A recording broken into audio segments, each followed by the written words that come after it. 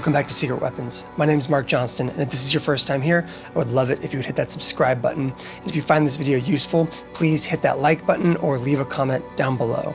Today we're taking a look at the Mooer GE-1000 multi-effects processor. Let's get into it. I really want to make sure that we are always leaving space on this channel to talk about budget-friendly gear.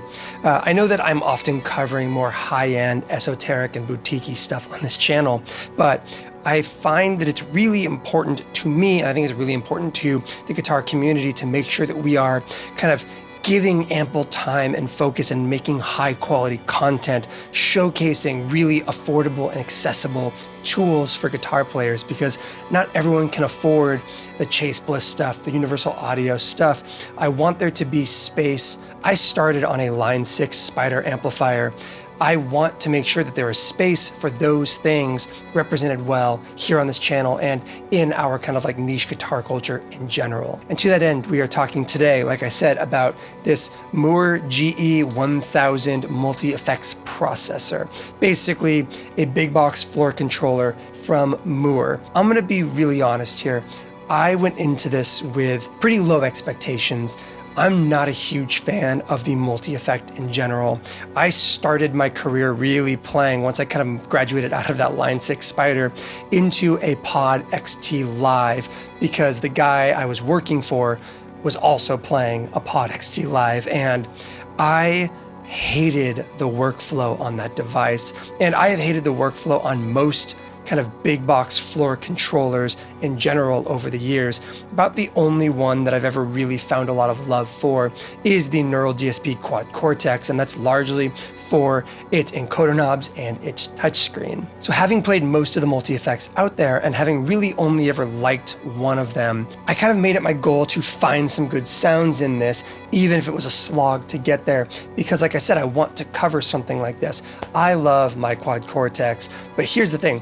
This is $1,000+ cheaper than a Quad Cortex is. And if you're not in the market for a Quad Cortex, you may be in the market for something like this. And so I want to take a really solid and honest look at what the GE-1000 brings to the table. I have to say, I'm kind of impressed. First things first, let's talk about the feature set in this device. You have a single input. You have a single effects loop, so one effects loop for kind of putting in whatever external gear you want. Maybe you have a very specific Precious drive that is all your sound and you want to integrate it into something like this. You have an effects loop that can also be set anywhere in the signal chain that you want it to be. You have your XLR left and right outputs, a ground lift, a headphone jack, which is ganged to the master output as opposed to a separate control. You also have two unbalanced outputs alongside the XLR out. In the menu, there are actually independent output volume controls for both, in case that's important to you, as well as a MIDI I/O right here. You also have USB-C for firmware updates, as well as using this as its own recording interface if that's kind of where you're at in terms of getting your sounds into your DAW. And then you have, of course, power with a proprietary power supply that this comes with. On its face, you have a really interesting approach here. You have a screen, decent sized screen, that is in fact a touch screen, but that's mostly for kind of placing blocks and selecting what you want to change. I find that like touching and dragging to change parameters can be a little bit finicky, more so than I would like it to be. And so instead, I will often just kind of like grab something and then use your selector knob on this side to actually kind of change the parameters that you're looking to change. You also have the ability to select any of the blocks on your signal path by using these little buttons underneath, which all color code to the kind of like devices you put into your signal chain, which is a really interesting hybrid approach of touchscreen and physical buttons. Down below, you have A, B, and C, which can be used to pull up 3 different patches, or if you stomp the patch you're already on, it brings up the ability to kind of switch between different stomp box bypass modes. On the left side, you can bank up and down, and you have a built-in volume control, which is pretty nice. I don't mind the size to have that built-in volume. I kind of wish my Quad Cortex had a built-in one because I'm always ganging one to it anyways. The trade-off, of course, with having this volume is you have no external expression input like you do on other devices, but for the size and for the price, I have a hard time complaining about stuff like that. Let's talk about what is in this thing itself. And that is a shocking amount of stuff. First things first, like with most of these multi-effects, you have a variety of amps to choose from and cabinets to choose from. You can kind of mix and match and pair them and everything. But there's a twist, which is you also have a separate block for your power amp. And so you basically pick your preamp module, a power amp module, basically picking, do you want KT6s, EL84s? There are multiple brands of EL84 in this thing. And then from there, you can also bias them, set their input gain and their presence independently. It is a shocking amount of preamp control, given that on the cabinets, there are no mic configurations or anything like that. Your cabinets are basically just a cabinet, which you can basically assume to be a very basic IR EQ curve with the ability to do low and high pass filtering, a kind of faux room tone control, and an output. It's pretty straightforward, it's pretty simplified, but again, you kind of don't mind it as much given how much control you have in the preamp and the power amp sections. Obviously, this is a situation where you're going to want to know the amp you're looking to emulate so that you know kind of which power amp to kind of pair with your preamp and your cabinet. But beyond just having a kind of bizarre 3-stage, super customizable thing, you also have an astonishing number of amplifiers in here, separated by kind of classics, boutique, and then an entire section where you can go on their app into kind of a like marketplace and download other users' captures and recreations and stuff of amps and cabinets from kind of the community of people using this device, which is pretty astonishing in terms of the amount of sounds you have access to.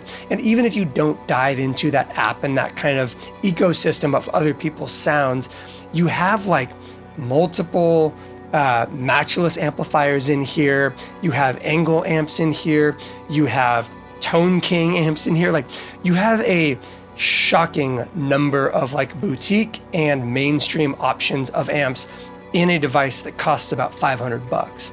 And the same goes for your drives and your modulation effects and your compressors. You have several dozen drives in this thing. It feels like the amount that you can kind of scroll through, and the option paralysis on this can be very real. So I would recommend just grab something. A lot of it actually sounds really, really good, even if it doesn't sound super accurate. I don't think that the matchless kind of C30 in this thing sounds a whole lot like a C30 in the real world, but there are times where you don't really care as long as it just sounds good. And I kind of made it my mission when building kind of patches for that intro song that I wanted to just find song or guitar tones that sounded good in a mix. I wasn't so much concerned with how do I craft the best guitar tone in a vacuum so much as how do I find some sounds that sound really good in the context of writing music with drums and bass and everything else. And I was pretty happy with how my guitar tones came together in this thing for that intro track. We will get into a few different patches that I've made in the sound samples here in just a minute. I have some heavier like 5150 style tones, as well as a pretty clean Fender style amp setup that I have. But for that intro track, I mostly relied on this matchless rig that I had built with a couple of different overdrives, a compressor, and some wet effects and a flanger that I really felt like came together for what is admittedly and very blatantly a very balance and composure style song and arrangement and mix. But I found that it really came together very well, and I was surprised at how mix ready a lot of the sounds that I put together in this thing really were. It is worth noting that getting to that place, it's a little bit of an uphill climb. Like I said earlier, the touchscreen functionality with that select control can be a little on the wonky side. I've also found that stacking volume increasing blocks along the way can cause individual blocks late in chain on this thing to start clipping internally, which is a bummer. That kind of thing should not be like doable. You shouldn't be able to hit internal digital clipping inside a single unified piece of technology like this. And I'm a little frustrated that is the case, But as long as you kind of know to be careful with that, you're pretty safe. It's also worth noting, if this is your first time kind of digging around in a multi-effect, when you are building something, you want to, like if you were working in a DAW, living with your finger over that save button. Because if you accidentally kind of press the wrong foot switch or twist that select knob when you shouldn't, you will just sweep off to a new patch. And if you haven't saved the patch you're working on, it's just gone. Other devices like the Quad Cortex have an undo button that can also be used to undo back to a previously lost patch if you kind of catch it fast enough. This thing is not so forgiving, so just kind of be living in that constant save workflow. This thing also has a built-in looper as well as a built-in drum groove station thing. You can press and hold the center two buttons to activate your tuner, and you can press and hold the right two to activate that kind of looper and groove central drum thing. I'm never going to use that kind of thing. It's not what I find useful. It's not how I write, program, or play two drums. Again, for the kind of budget conscious, trying to get some ideas down on paper player, this thing actually can replace a lot of your gear. It can replace needing a drum library and a MIDI controller in a pinch. It can replace your recording interface in a pinch, and it can replace your entire guitar rig, not even in a pinch, just full stop. So let's get into this. Let's kind of walk through a couple of my patches, and then we'll walk through building a patch from kind of zero and hear how much work it is and how effectively it can come together. And one final thought is, this is the GE-1000 base model as shown by a very plain black volume control here. If you get the GE-1000 Li version with like a multicolored thing, this thing has a built-in lithium-ion battery in the back in that model. So you can take this thing without power on the go, which is pretty rad. So this is the GE-1000. Let's give it a listen. So let's start things off by learning how to navigate the GE-1000. It's pretty straightforward. You've got banks up and down to get to your various patches, and then you can kind of grab one. I'm on my match, which is what I've named my matchless preset that I've made.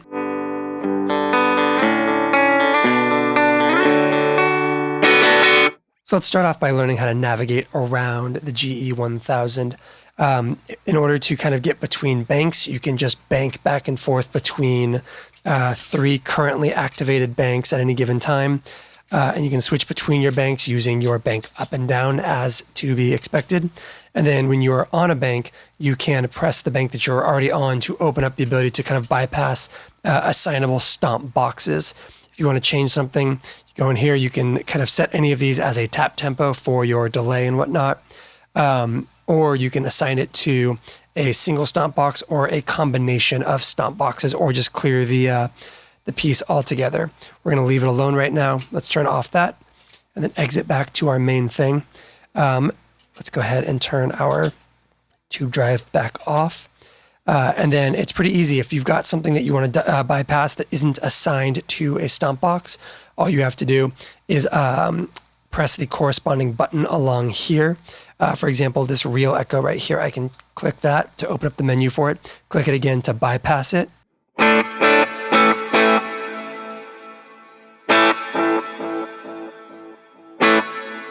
Same thing with that flanger. We can turn that off, and we can turn that hall off just by double tapping those buttons really quick. Same thing up here. We can grab like our tube driver, turn it back on.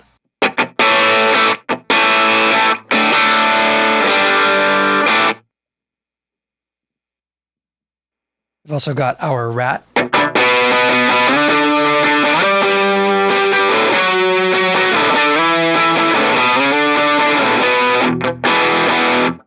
Yeah, there's some cool drives in here that I'm a pretty big fan of.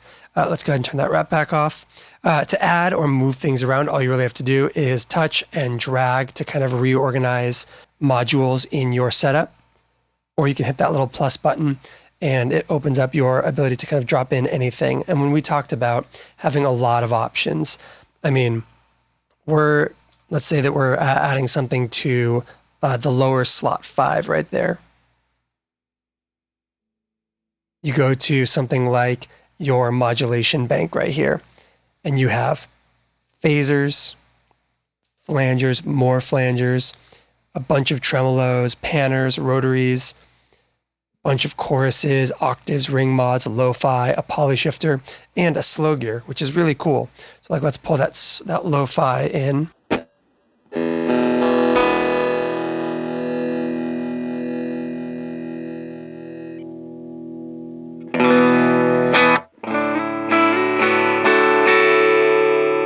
And once again, when you're making changes to these, you can kind of either just drag around the screen as best you can.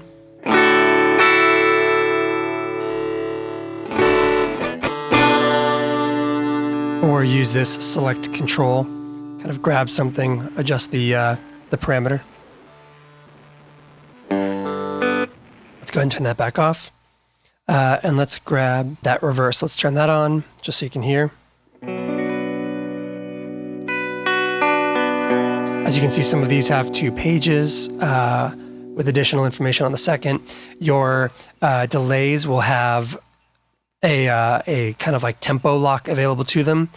Sadly, things like your tremolos, like stuff in your modulation, does not. So we grab like a tremolo.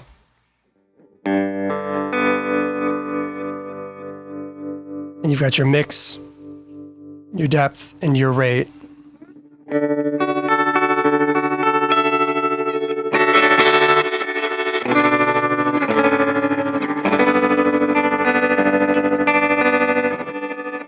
And you can't actually lock that to anything, which is unfortunate, but you know, it's not the end of the world.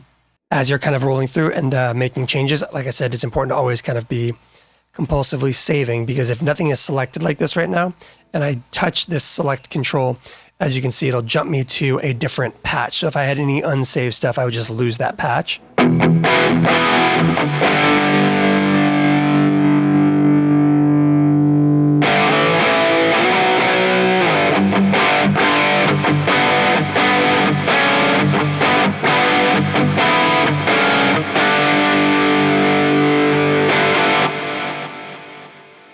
So yeah, like I said, I like to do stuff like set up, let's say that I would have my tube drive, my rat, and then my hall. And then over here, I can kind of go multiple stomp boxes. Let's grab the lo-fi, the reverse, the real, all at the same time. So now I've got my dry tone. And I can grab like my drive.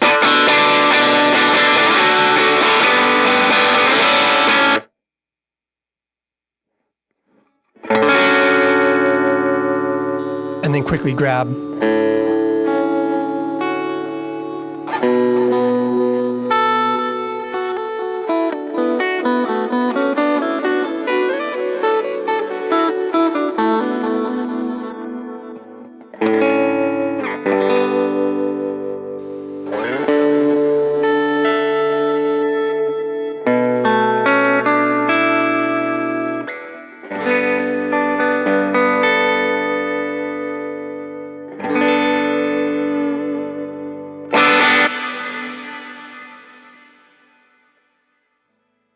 press that to exit, which is great because you don't actually have to get down there and get really like hands-on while you're playing if you don't want to. From here, you can also do things like take your volume pedal and convert it to an expression pedal.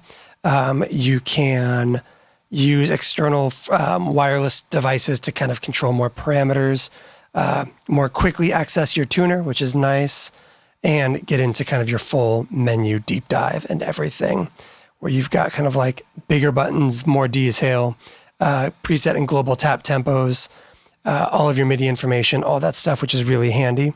You also have access to, obviously up here, you've got your tap tempo, and you can kind of tap it in by assigning it to one of these, or tap on the screen itself, which is really cool, or kind of adjust your tap in a variety of very kind of quickly and easily accessible ways. Let's go ahead and let's turn on our rat again, just for funs.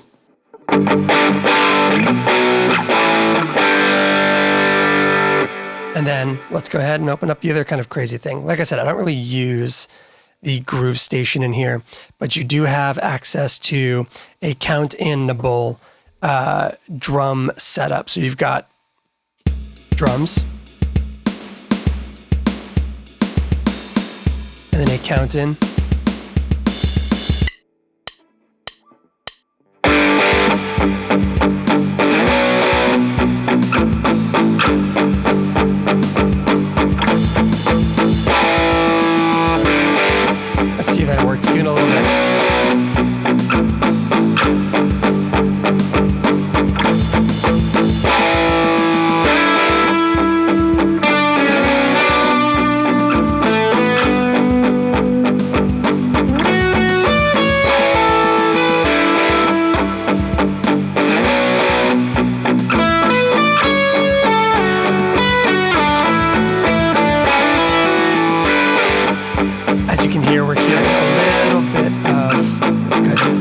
that loop. As you can hear, we're hearing a little bit of a distortion on the output of that. And that is not clipping at the DAW level. That is clipping entirely in the kind of like internal output, even with my master not super high right now. Like I mentioned earlier in the review, that is a consequence of some just kind of like internal gain staging, overall output limitations. So if you go back to this main menu and you hit your outs, you can see that you've got your kind of like various bits of like kind of global output information, including cab bypasses, power amp bypassing, a built-in limiter, which I should probably be using given that I keep distorting my outputs. And then you've got ability to kind of link and unlink separate channels left and right for your XLR outs, your 1/4 inch outs, your headphone out, and the USB record out if you are using this as your DAW or as your recording interface, which is pretty rad. Let's go ahead and turn that limiter on and see if that helps with any of this moving forward. So like I said, this is kind of the first patch that I put together that I was a really big fan of, where I've got my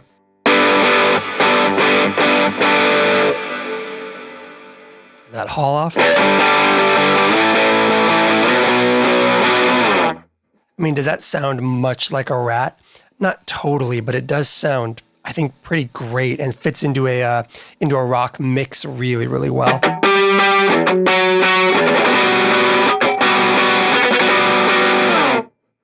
And then, like I said, I'm also a big fan of this tube drive. I think it's just a good sounding overdrive in this thing.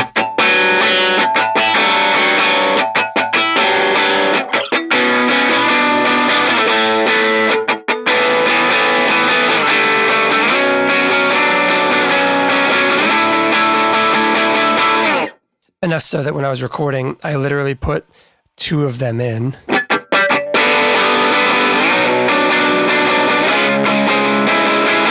Ooh, that was a bad chord. But yeah, it's a great sounding drive. But like I said, there is a million drives in this thing. And then when you're building your kind of like core amp tone and everything,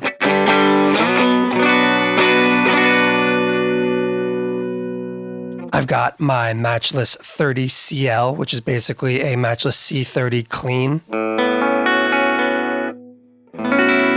As you can see, you've got kind of like all the necessary stuff, including your master and your gain.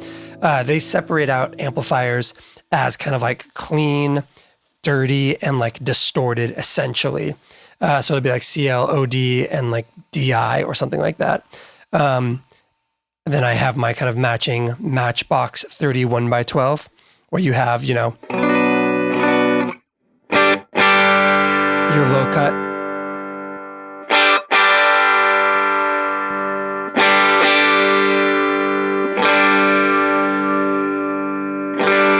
a high cut, reflections for basically kind of like giving a little bit of room scent, like a sense of a room mic.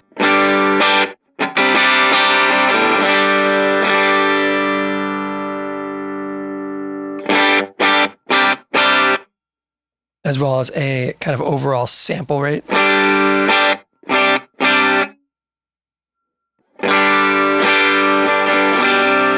As you can see up in that corner right there, if you can see it on the screen,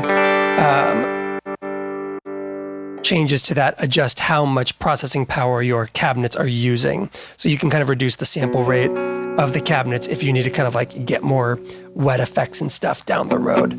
In the same way that a lot of these delays, this real echo, or the reverb, sorry. The reverbs will have a high quality switch you can turn on and off between high and standard quality, which once again is just a way for you to kind of keep tabs on that DSP usage meter. And then, so like I said, right now we have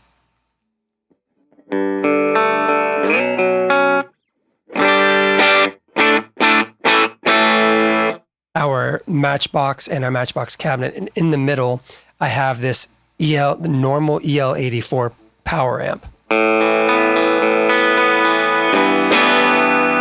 which if I turn off,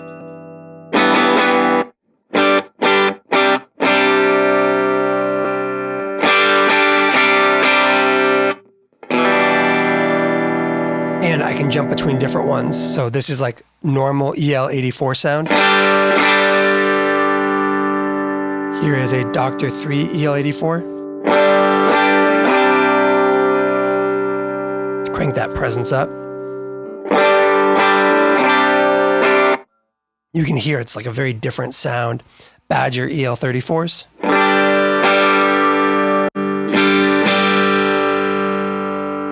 6L6s.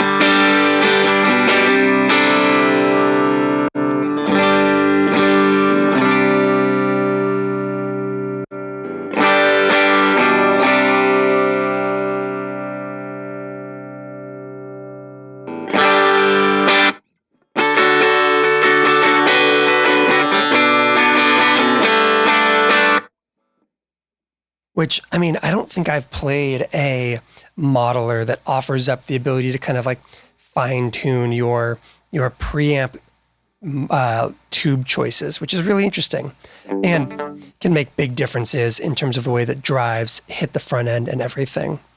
Like I said, I've been really liking this Matchbox. I think that it cleans up really well, as evidenced by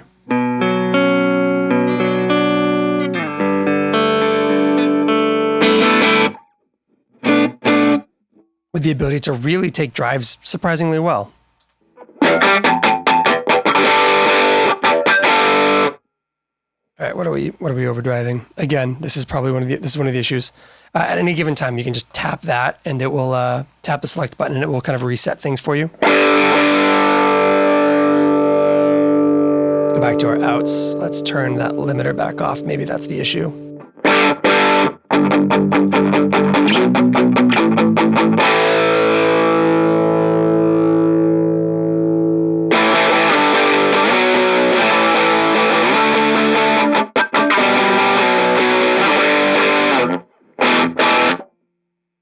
It's funny, that's got a little bit of like a Coke bottle sound to it, but it is absolutely the kind of thing that stacks into a mix really, really well.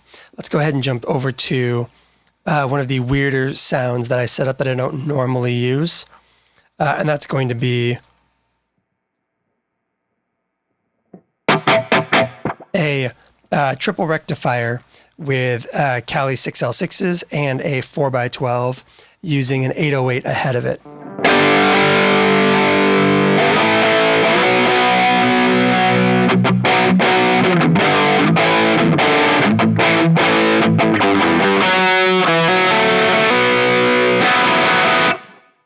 And what's really cool here is rather than, because I've filled up a lot of my kind of like post section here, I could use a studio EQ to kind of fine tune that more. Or if I know across the board there's a specific sound that I'm trying to avoid coming out of this unit, like a boxiness or a Coke bottle-y sound, that kind of thing, I can go up here to this global EQ and I can just go ahead and, you know,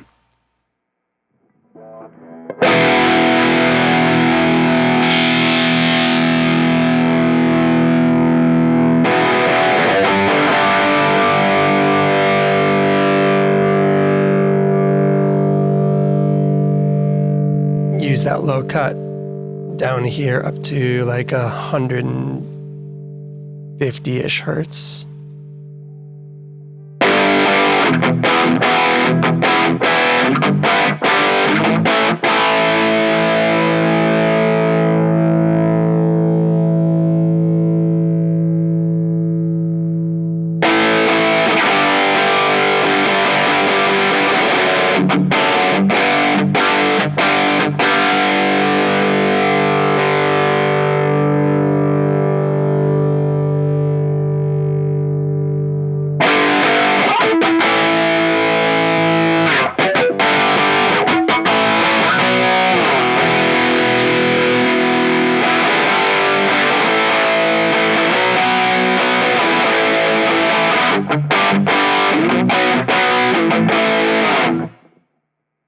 I mean, that's like nice and chuggy, but also you can really just kind of like turn it into a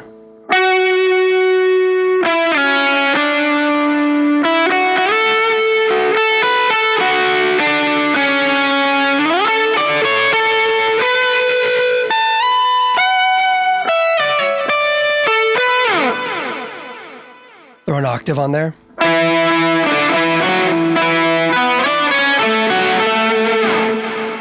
Again, you got to be careful. This thing can hit that. I tend to like to run things like this pretty high output, and so I'm kind of running against that a little bit. Let's bring that master down.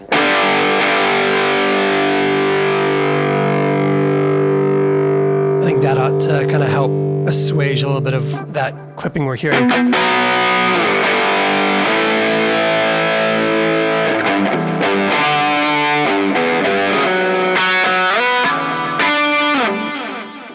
And just for fun, let's go ahead and throw a slow gear and then really crank a lot of that stuff.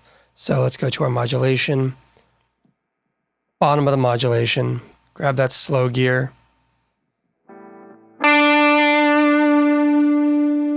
Slow rise, give it a little bit of added juice just to offset it.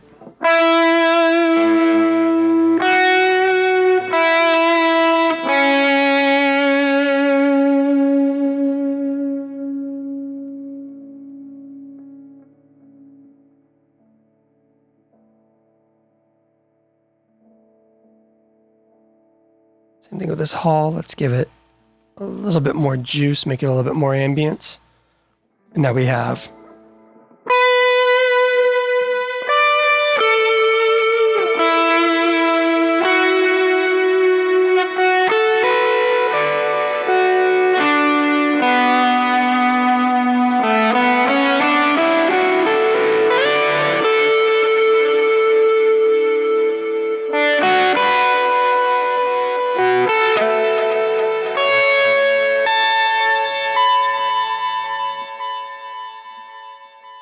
yeah, there's a lot of stuff you can do in this thing. It's really interesting. We also have a clean one I set up, but let's go ahead and kind of build something from scratch, kind of how I would start from zero and put together a patch. So I've been tending to like either putting my amp kind of like at the top right here, or kind of early on in the bottom row, and then putting my wet effects afterwards, so you get that really like studio wet effect kind of thing. So let's go ahead and grab something new that I haven't played with yet. Let's go ahead and grab the Mark III Clean. Oh, it's worth noting, like I said, you have Classic, Boutique, and then the GNRs that you can kind of get from the community, which I do not have any of. Oh yeah, there it is. UK CL, CRDS, UK 30s. So a clean or a mildly crunchy, let's do a mildly crunchy AC30 basically. Grab ourselves a Boutique AC30 cabinets.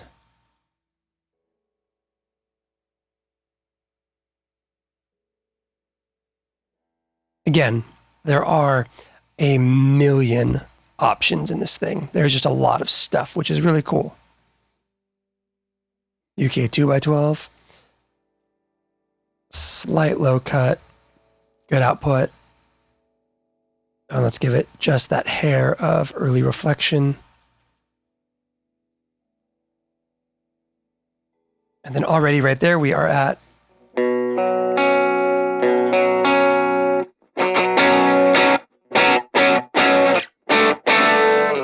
so let's go ahead and grab a power amp that will kind of suit this AC30 we're building. So obviously we're going to reach for something like an EL84. And it's amazing how quickly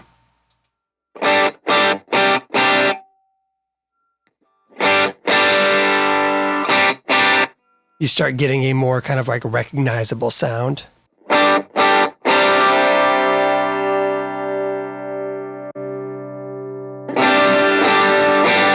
Or something completely different. Let's go ahead and go with the normal.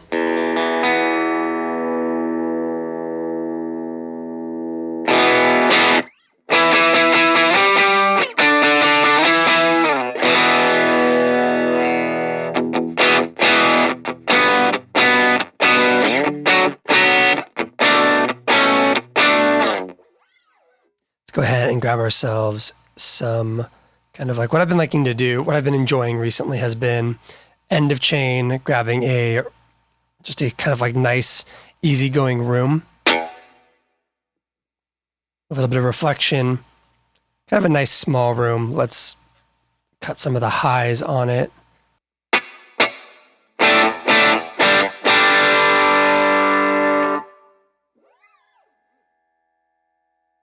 Let's go with the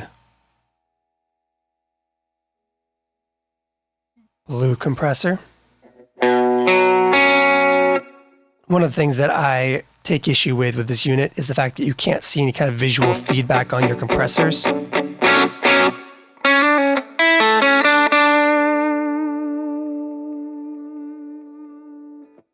go with a different compressor. I've been liking the S comp in this thing. I think it's good. It's simple. You just have sensitivity and output. It feels like it does a good job of like evening out your guitar without adding a whole lot of like chaos to it. And then let's go with a boost pedal. So overdrives, pure boost. I mean, you have 31 different like boosts and drives in this thing.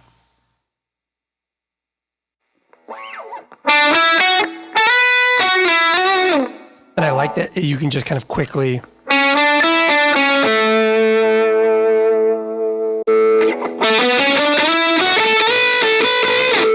it's really easy to kind of like quickly grab them and audition them.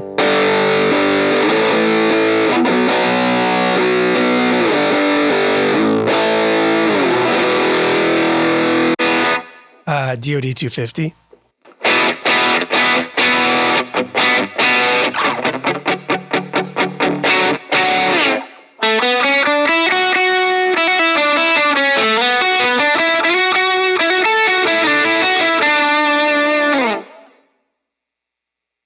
Yeah, let's use that. I like that. Let's move it farther down the chain. Fine tune it a little bit. Come on, open up. There we go.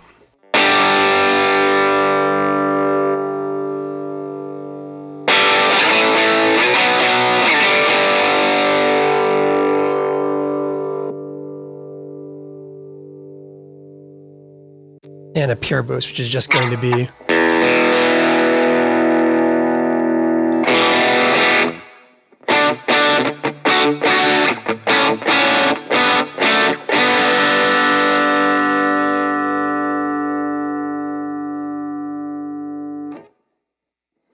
I mean, even in your delays, we're talking 16 different delays, a fuzz delay, galaxy delay.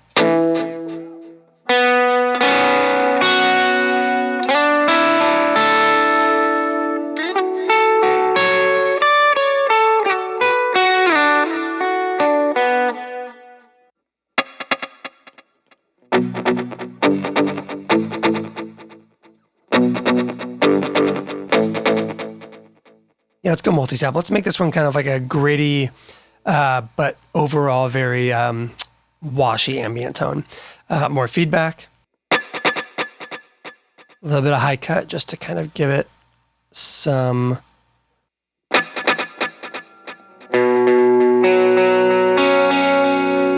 at this, you've got pan control for each of the heads, which is really, really nice.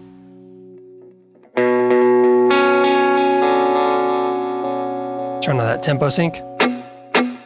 Oh, yeah, worth noting, when you turn on tempo sync, all of your delays go from being milliseconds to being subdivision, so.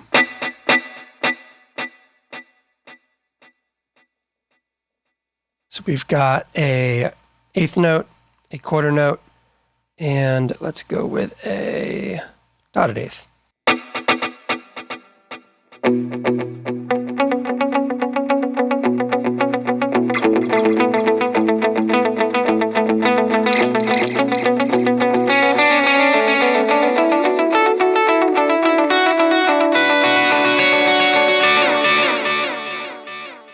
Yeah, that's rad. Do we have modulation in this one? I didn't check. No modulation, but that is fine. There's enough going on with that one. Let's go ahead and grab a reverb for after that. Again, 11 of them. Let's go modulated reverb.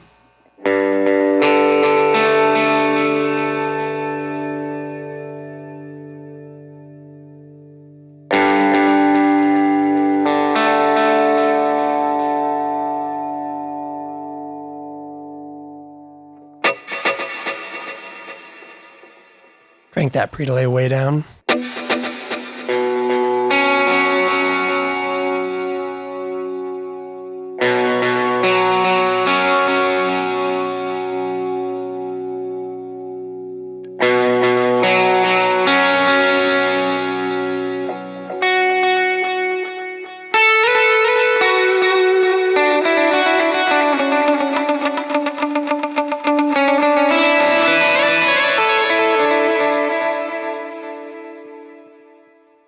Again, this seems like the right spot to have a slow gear in, so jump down to the bottom, grab that slow gear. Give it some juice to kind of compensate for the really slow open.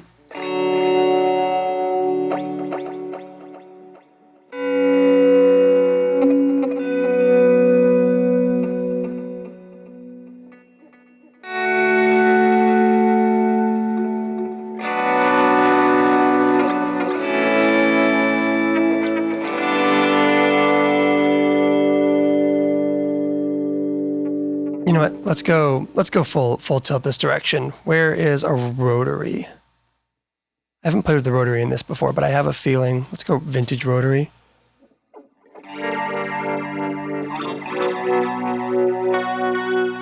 Maybe modern. It was very soupy. Make it darker, nice and slow.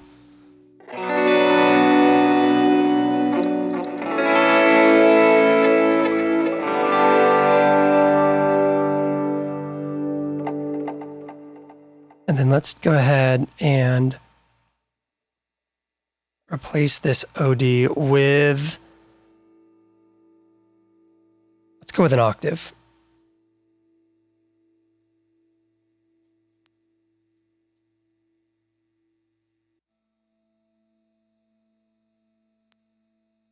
A nice dark octave up. A nice bright octave down.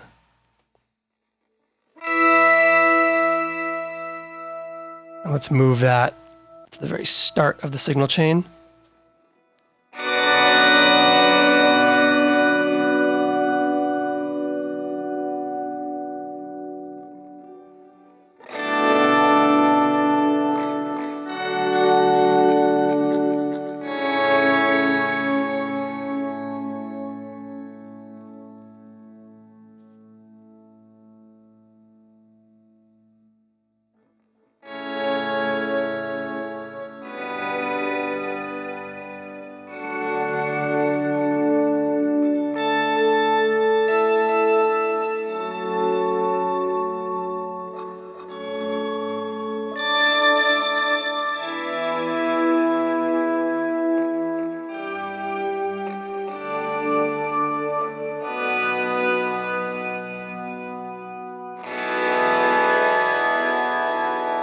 Then, of course, save.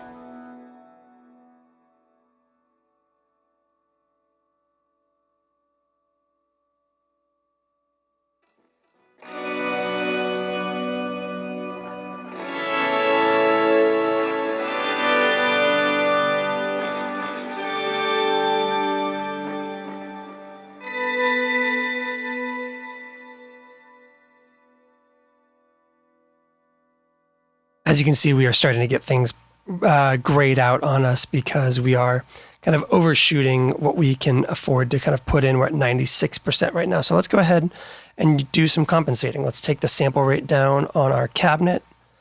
Let's go to that mod reverb, which is going to be a heavy hitter anyways. Drop the quality down a little bit. Now we're back down into the kind of like mid 80s.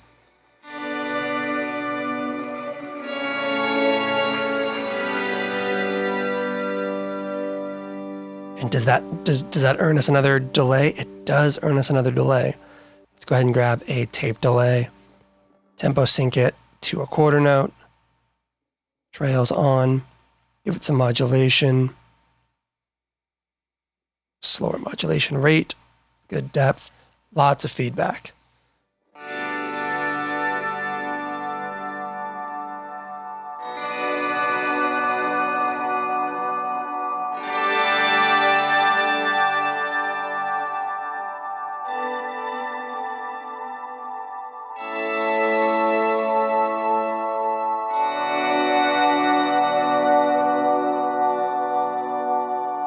And then if you're like me and you're feeling a little bit bold at this point, what I like to do often is to throw like a good studio compressor at the end of a signal chain. Kind of a blended mix with some good reduction, some glue for everything.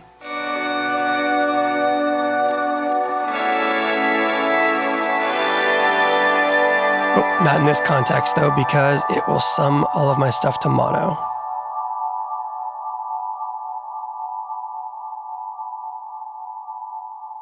So instead, let's make that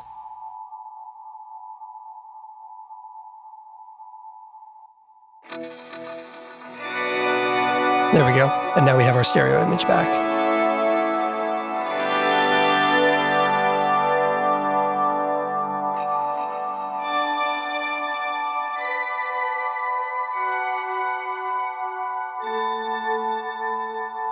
I don't think we need this room right now, so our final change to this one, I think, should be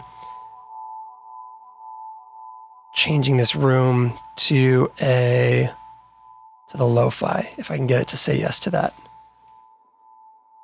Let's see here.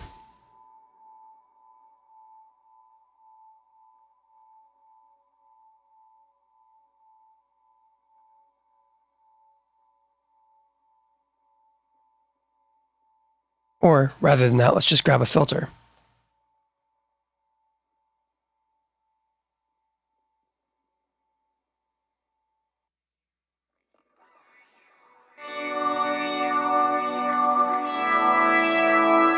Ooh, that is cool. I wish it was in stereo.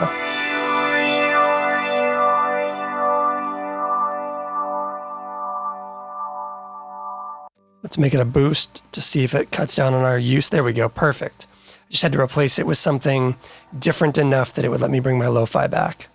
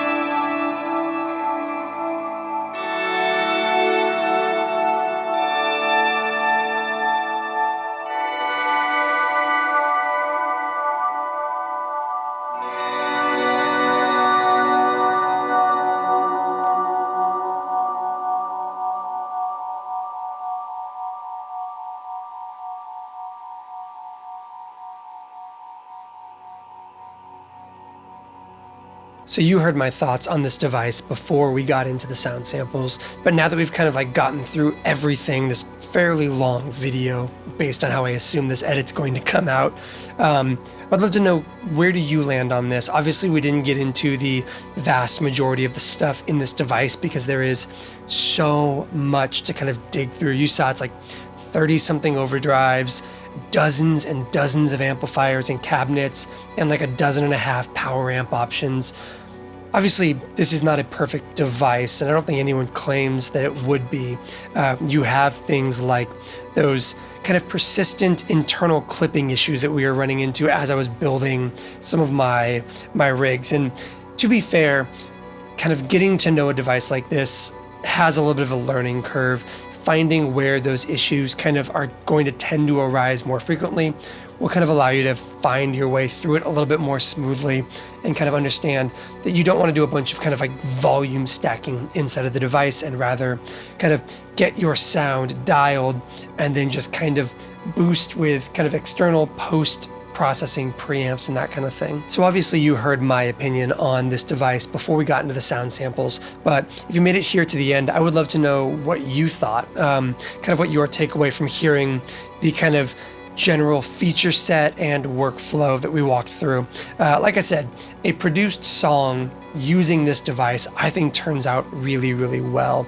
I think this thing holds its own in a rock mix pretty effectively. Building your sound is going to be the kind of live and die moment of something like this device, because the workflow for actually kind of piecing together the three parts of your amplifier, as well as your drive chain ahead of it and your wet chain and modulation in post, the kind of workflow there and the amount of kind of inspiration you can pull out of something like this is really going to dictate how much use you get out of something like this. I take issue with the fact that it's this easy to kind of clip internally in this device. I get that you could probably reduce the output in that kind of like master fader that they have, but the factory setting is at 0 dB, and I shouldn't have to make changes to that in order for it to operate as intended. So I have some gripes here and there, but nothing game breaking, nothing that makes this device anything less than fully usable, but knowing where you have to kind of like ebb and flow and make some kind of context conscious choices, I guess is a good way of saying that. Understanding that stacking your compressor into your boost, into your amp, into your power amp, into your cabinet, into your wet effects might result in output clipping if you want to use the looper or if you want to use the drum machine on top of everything else. So is this something that you would use? Is this something you would use based on budget constraints, based on the sounds, or is this something that you like look at the workflow and go, no, this actually makes great sense to me. I like the hybrid touchscreen and button control setup because it feels pretty useful and pretty intuitive, because these big devices kind of live and die on whether or not they feel intuitive as a workflow, in my opinion. So I would love to know from you what you thought, whether or not this is the kind of thing that would kind of slot well into a workflow for you. If you haven't subscribed, I would love it if you would. And yeah, thank you for watching, and until next time.